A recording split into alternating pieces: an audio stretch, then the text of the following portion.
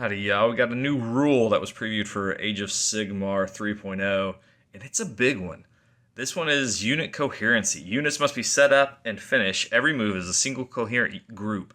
A unit with 2 to 5 models is coherent if each model in the unit is within 1 inch horizontally and 6 inches vertically of at least one other model in the unit. A unit with more than 5 models is coherent if each model in the unit is within 1 inch horizontal and 6 inches vertical of at least 2 other models in that unit. If a friendly unit is not incoherent at the end of a turn or after you set up, you must remove models in the unit from play one at a time until it is coherent. That last sentence there is a big one, but this has a wide-ranging effect on a lot of our units. Let's look at the table and see what that actually looks like. So generally, this is kind of how one of our skink screens looks. If we're playing MSU skinks, we'll set them up to where they're, right about an inch apart from each other to stay within coherency. With these new rules, though, these ones on the end are no longer in coherency because they only have one model within 1 inch. Since there are more than 5 models in the unit, you have to have 2 models within 1 inch of it.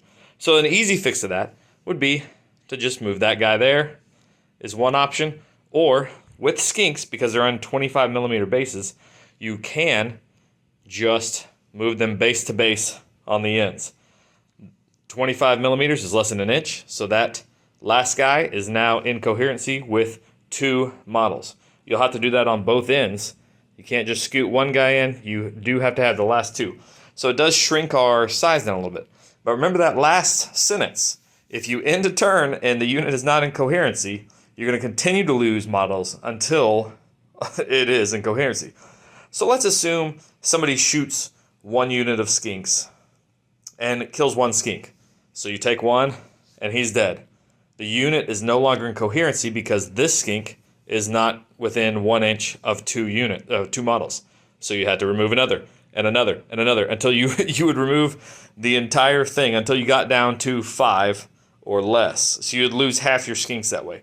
So what this rule does is it will force you to, even MSU units of skinks, you're going to have to rank and file that unit so that if you lose 1, you haven't lost your coherency with the rest of the unit.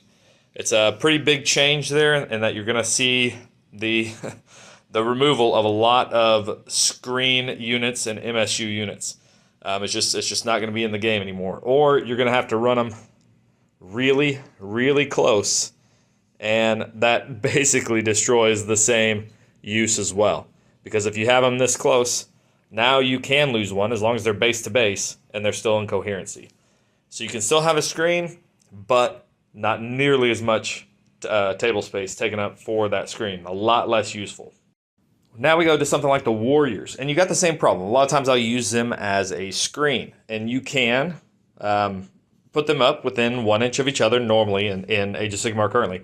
But in Age of Sigmar 3, they have to be within 1 inch. So it tells you, let's, pull those guys in. Now everything is in coherency. Everybody's within an inch of 2 models.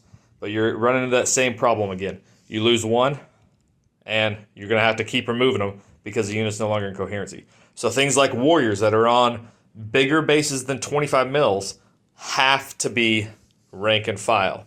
You're going to have to go too deep on those guys to keep it from losing the entire unit if you lose 1 model. So that's a little bit different than skinks. A lot more limited. You're going to see warriors run a lot less as screens. It's unfortunate. One side note, you can basically get them all 1 inch apart. So like if you look at the distances here, you do have 1 inch in between each of these. And so that would provide you with coherency if you want to try to string them out. But as you see, you don't really get a whole lot more board space than if you just do them rank and file. You're talking maybe an inch or 2 is all the extra screening space you get. So not a huge benefit there. It is a tough rule for us who like to run a lot of screens.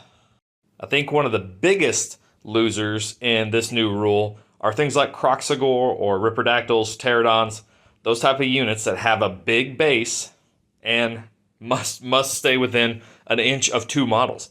So here, I like to run 6 of these in Thunderquake, And I usually set them up like this. I'm trying to get as much real estate onto an enemy unit as I can. So if I'm charging something, I want to try to get all of those into it. So I'm gonna be presenting a wide front. You can't do that anymore. You are gonna have to run Croxagore in a formation, something like that. If you lose one, that's okay because now you're down to 5, and you don't have to maintain a strict coherence. But when you have a unit of 6 or more, you're going to have to keep it within 2, and you're going to end up with these funny formations here. And this is really going to hurt pterodons, which pterodons like to be fast, get across the board, and usually you have 6 or 9 of those. And so that coherency is going to be really hard because they're on that same size base. And so keep that in mind as we're going to be looking at these rules for some of these new units, as these coherency checks are going to be tough. This is another one that I think is going to be a little bit problematic, are Saurus Knights. Now, normally you want to try to stack them as close as you can together because you're wanting to get as many attacks in as possible. They have a very short range, 1-inch attack, and so you got to keep them close. In minimum units of 5, not a problem. You don't have to worry about that coherency because they're within 1 inch of each other, so they're fine. But if you were to put these in one unit together, which I like to do a lot, especially in Kotal's Claw, and you're running a bunch of knights, a unit of 10 is very common. But now you've got to have them within coherency of 2. So as we talked before, an easy fix would be something like this. To start off, that works. Unfortunately, if you lose 1, you're in that same situation. You're down 2. You're gonna lose half the unit due to a coherency check. So I would imagine what you end up doing is running them something like this. So if you lose 1, you're going to pull something like that. You're going to pull here until you clear that one. And so you're going to end up with a back line of these Saurus Knights that is basically just there to maintain coherency. Another issue is if you're making a big charge on something, like a big base like this prime here, you're usually trying to wrap these guys all the way around as much as you can. You're making a big charge here. The problem is these guys here on the ends end up out of coherency. So you have a big unit like this charging, that's a pretty common sight, but your ones in the back are out of coherency. So if you lose, you couldn't even make that move. But even if you're doing something like this, you're still at risk for breaking down coherency depending on how many you're gonna lose.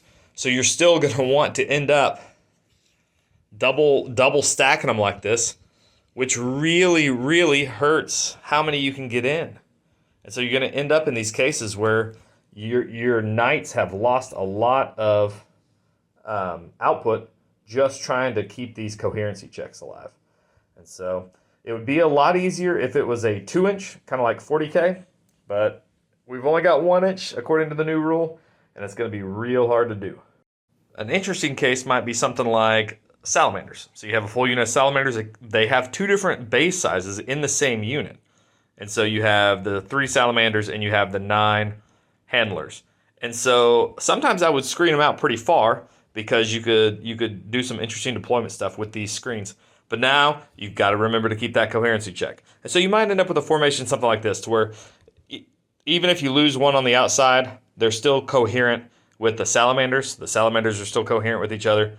And you can move them around in this formation if you need to. A lot of times you're going to be teleporting them in, and you can end up teleporting them in a lot closer because you're trying to hit targets anyway. But you're going to run into some interesting situations with the salamanders because they have a couple different size bases in there.